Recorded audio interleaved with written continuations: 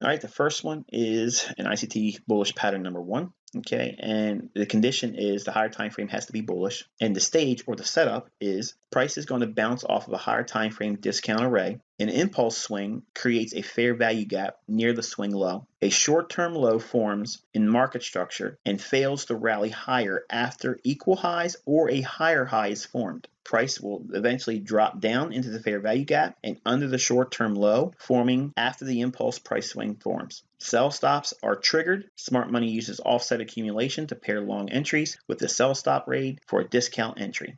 This, to me, this is my fair value play or optimal trade entry. This is the actual optimal trade entry in great detail that wasn't explained when I was on the forums back in 2010. That overlapping with a fair value gap, a short-term low where the sell stops will be residing, and back into a bullish order block, you have four things going for you. If you have that with higher time frame bullishness, you have a lead pipe cinch doozy. If it's going to go up, it's going to go up really strong on this. It's not a guarantee. It's not guaranteed to go up. But I have learned in my own analysis, my study, that this is the criteria that works more than any other. This is a internal range liquidity range expansion trade. So in other words, it creates a range from the low at the order block up to the impulse swing and starts to retrace. While it's retracing inside that range, that's internal range liquidity going long inside that range with the expectation that it's going to expand outside of it. And I'm going to be targeting external range liquidity. Okay, the second one is the ICT bullish pattern number two. And I don't have any names for these except for just simply a fair value. And now this is a turtle soup or external range liquidity. The condition on the higher time frame is going to be bullish. And the stage or setup is this. Price will bounce prior to a predetermined or anticipated higher time frame discount array.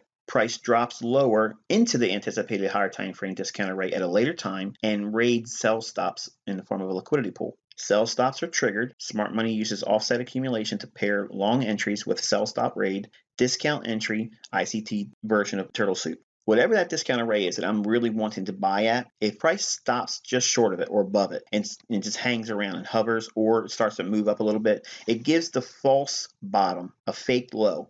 I won't buy that. I'm going to wait and see if they're going to run down and kill those early bulls. When it creates that short-term low ahead of the level I want to be buying at, everyone that bought it's going to have their stop loss in the form of a sell stop right below that short-term low. And I know that if it's going to go down to that lower time frame discount array, not lower time frame, but lower in terms of price, in other words, going lower than it has already, it reaches into a deeper discount, I should say it that way. I'm going to wait for it. In this case, I want to see a low form ahead of an anticipated level in terms of a discount. So say there's a fair value gap that I expect to see fill and price comes down, but it doesn't quite get there and starts to rally a little bit. I'm going to wait and see if they use that as a sucker play and then run one more time lower. When they do, I know those sell stops are going to be triggered. That's sell side liquidity hitting the marketplace in the form of sellers at the market. Smart money will accumulate that and accumulate those stops. I buy down there at the discounted rate because now I have a better feeling that price should rally because it's taken out stops. It went to my logical discount array, and this is turtle soup. And the bullish pattern number three, which is just basically the same pattern I just shown you, but in the event that I did not get that entry down there on the turtle soup, which is the reason why I tell you, don't worry about it. If you can't get that level down there, fine. This is the pattern that I use. I wait for price to rally through the short-term high, and now that short-term high becomes a bullish breaker. When price trades back down to the breaker, I'm going to use that as my entry because I know that that stop run at the lower low, price should not come back down there. Usually isn't going to be a retracement down into a order block where the buy level is. So there may be a down closed candle down there, obviously. In many instances, many folks will look for price to trade back down there and get to that order block. That's going to be below the breaker. It's already been down there and it's done its work. So price is going to support around that bullish breaker. So I'm going to look at that level as my entry point. Now, in that impulse leg from where it says buy level up to the high and it pulls back down into the missed entry or pyramiding, that impulse leg right inside that upper portion of it as it trades from the bullish breaker, there's going to be a portion of price action in the lower time frame. So this is a 4-hour chart or an hourly chart. In this portion of the range here, that's going to be a lower internal range liquidity or optimal trade entry. You won't see it like this, but on a lower time frame, it'll be an optimal trade entry, and it'll trade into a lower time frame bullish order block or a lower time frame discount array like a fair value gap, and then price will expand. But you'll overlap with that bullish breaker seen here. Now, this is a pattern that is universal. Every pattern I'm showing you is universal. It can be seen on a monthly, a weekly, a daily, a 4-hour, 1 hour, 30-minute, 15-minute, 2-minute chart, 1-minute chart. It's universal. This is what I trade off of. So if I see this pattern on a higher time frame, then I start reducing it down and looking for the fractal of it just in a smaller time frame.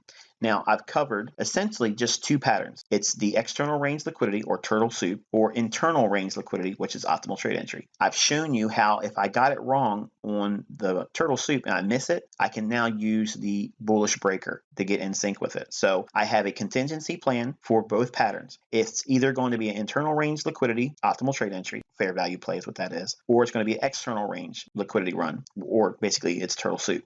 If I miss the turtle soup, then I'm going to wait for it to go to the bullish breaker. That's it. If I don't see price doing these three things, I don't do anything. Okay, this is ICT bearish pattern number 1, and the condition is obviously higher time frame is bearish, and the stage or pattern is this. Price bounces off of a higher time frame premium array. An impulse swing creates a fair value gap near the swing high. A short-term high forms in the market structure and fails to drop lower after equal lows or a lower low is formed. Price rallies up into the fair value gap and above a short-term high forming after the impulse swing forms. Buy stops are triggered. Smart money uses offset distribution to pair short entries with buy stop rate.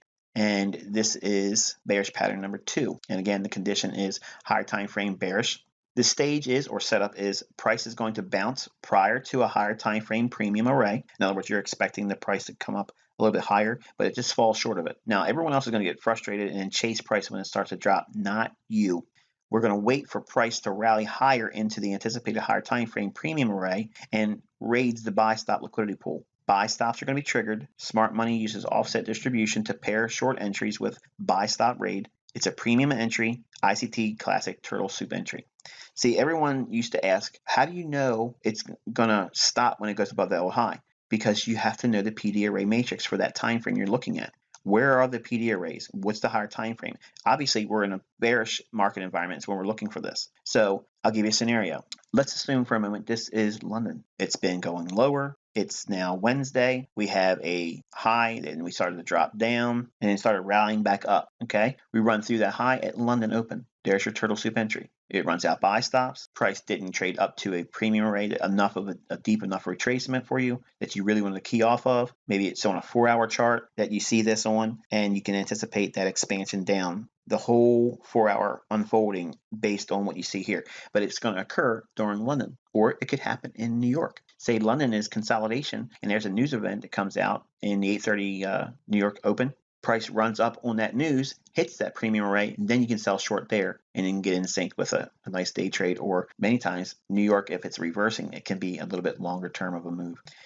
Okay, an ICT bearish pattern number 3. So that run above that short-term high, tripping out buy stops, reaching the premium array that price was, and we were anticipating price to trade up to, but didn't do it on its first attempt. Then it finally trades up to it. That's where I want to sell. But let's play devil's advocate for a moment and say I couldn't get it on, and price trades down through the breaker. Once the breaker is traded back up to, I can look to sell short there because my confidence level is very strong because the breaker has done its job. It ran the buy stops, and price will not want to give it an opportunity to go back up to that level. And don't think at this moment there's going to be an optimal trade entry near where it says the sell level, the higher premium array. That high down to the low prior to the secondary sell level, that won't be a range that needs to be retraced back to. They won't go that deep. Usually it's the breaker that stops it, and that's why I want to sell there. Now, if I was fortunate enough to get short at the higher premium array, I can look at that bearish breaker as an opportunity to pyramid. So if I went short 10 at the higher premium array, now I can sell short 5 at the bearish breaker and pyramid my position.